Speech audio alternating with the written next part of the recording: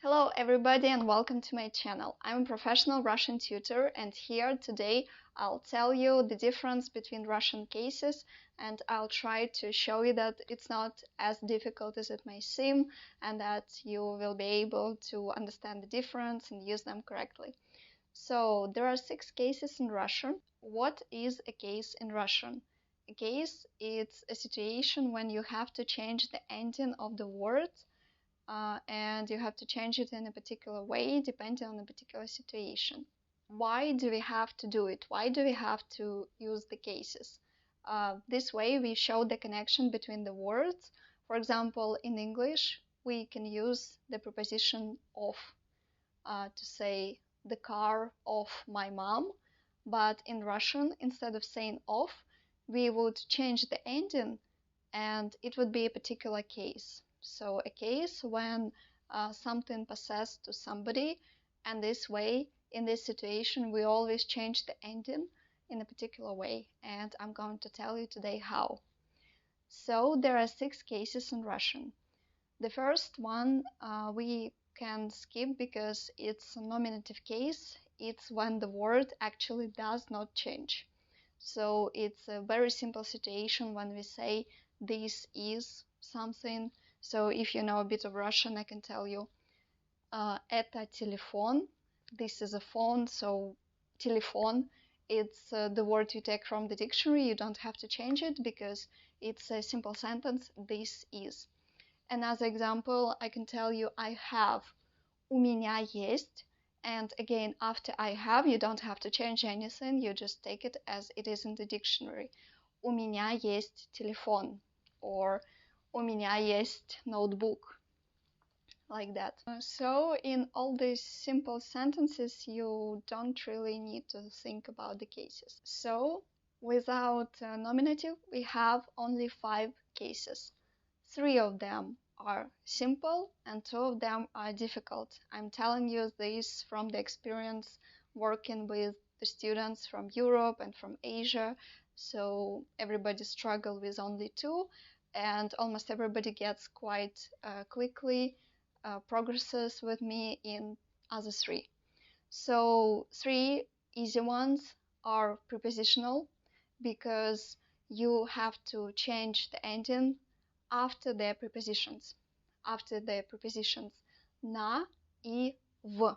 Na and v. Na means on, и в means in. So whenever you say in the park, on the table, you have to change the next word and you simply have to add ye to the end. Ye. For example, if you want to say in the park, park is park, the same park. So to say in the park, you just say в парке. So you have to add ye to the end. В парке. Table is stол. So on the table, you say на столе. На столе. Ресторан. In the restaurant. В ресторане. At work. Which is in Russian, we say like on work. So it's going to be work is работа, like robot, работа. And so here we have to change a.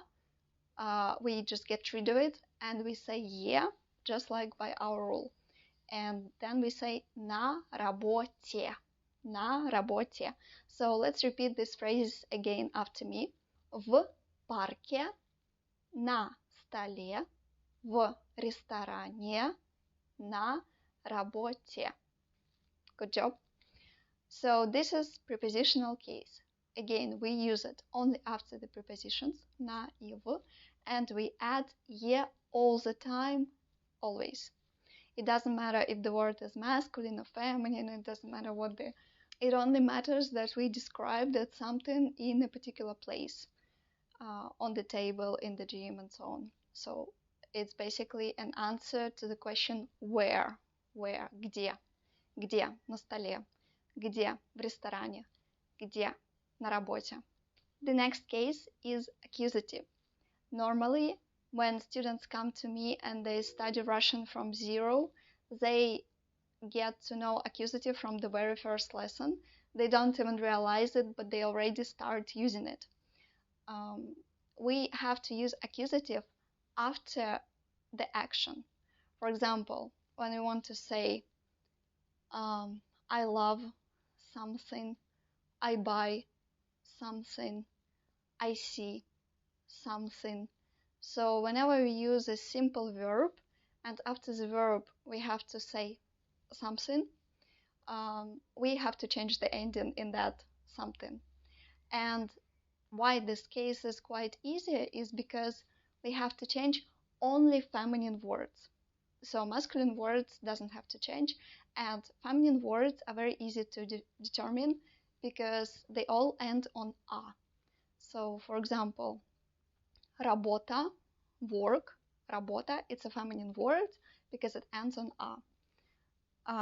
Телефон, it's masculine because it doesn't end on a. Another example of the feminine word is картина, a picture. Картина, картина, картина. So картина ends on a, that's why it's feminine word. If I want to say I see, я вижу, вижу, it's like vision. So I see, я вижу телефон. I don't have to change the word because телефон is masculine. You can repeat after me, я вижу телефон. But if I want to say I see the picture, картина, I have to change a for u. So in feminine words, we always have to change a for u to make accusative. So to say the word after the action. And it's going to be я вижу картину. Я вижу картину. Right now, I can see a camera. So it's камера. And камера is a feminine word because it ends on a. So I have to say я вижу камеру. So I have to change a for u. And what is curious is that even if we talk about people, so my name is Anna. And if I want to say I see Anna, I have to change my own name. I have to say я вижу Анну. Я вижу Анну. Also, if the masculine word is actually a person, then we also have to change. So if the name is John, let's say your name is John, and I want to say I see John. So for masculine, who is alive, so people, only people. Телефон, we don't have to change. We have to add a. So я вижу Джона. Я вижу Джона. We have to add a for masculine if it's a real person. Next case is instrumental. It's already a little bit difficult, but luckily this case is not used very often.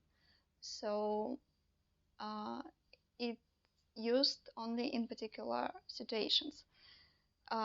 If you want to say to do sport, to do yoga, to do something else, some activity, so you have to use this case, and it's gonna be the ending om for masculine words. So if you have a word sport, we in instrumental case, we'll have to change it for sportam. Even though the ending is om, we pronounce it like so it's sportam. And so after the word to do, заниматься, we use спортом. Я занимаюсь спортом. For feminine words, we have to add the ending ой, ой. So yoga, it's the feminine word, and we change it for йогой, йогой. Again, it is ой, but we pronounce it like йогой, like in a casual way. Я занимаюсь йогой. So let's say again, я занимаюсь спортом. Я занимаюсь йогой. Another situation when we use instrumental case is if you want to say with. After the word with, we always use instrumental case. So if you want to say tea with sugar, which is чай и сахар. Сахар it's a masculine word, so the ending would be ом. And with it's с. We say чай с сахаром. Чай с сахаром. Let's try to say tea and honey. Чай, мед. Tea with honey. Чай с медом. Чай с медом. Tea and milk. Чай и молоко. Молоко it's a neutral word, but all neutral words change like masculine words. So we say tea with milk, чай с молоком. Чай с молоком. Tea and a cake. Чай и торт. Tea with cake. Чай с тортом. Чай с тортом. Tea and a sweet. Чай и конфета. Конфета, it's a feminine word. Tea with a sweet. Чай с конфетой. Чай с конфетой. Also, if you want to say that I go for a walk with my dog, or with my friend, or with, and we use a name, we also have to add the ending. I'm going to say I work with John. Я работаю с Джоном. I added because John is masculine. Я работаю с Анной. I added Анной because Anna is feminine. I hope you understood these three cases, and then we move into the most difficult one, genitive and dative. Okay, let's move to the next cases, genitive and dative.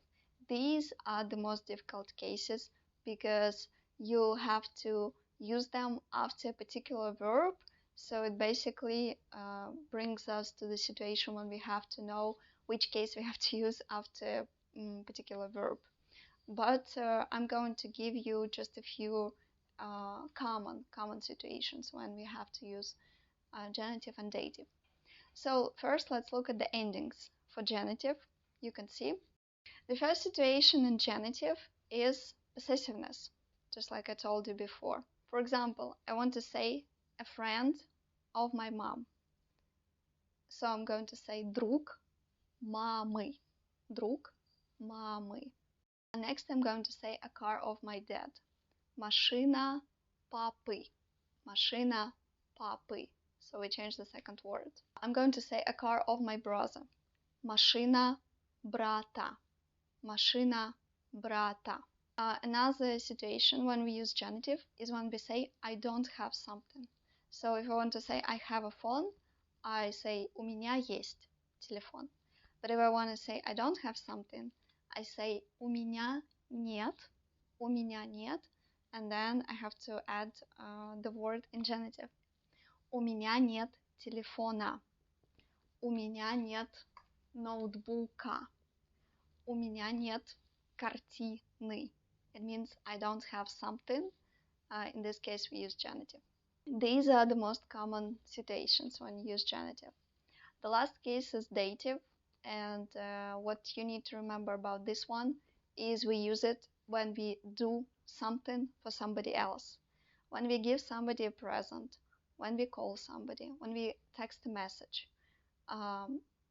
So whenever we have to say somebody and when we do something for this person, then we have to use dative. So let's talk about the presents. Я подарила телефон маме. Я подарила телефон брату. Alright guys, I hope I explained to you the difference between the cases and you're gonna get only better and better in it.